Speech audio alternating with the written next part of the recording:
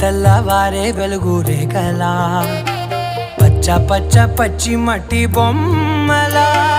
అల్లి బిల్లి వెన్న పాల నురగలా అచ్చ తెలుగు ఇంటి పూల కొమ్మలా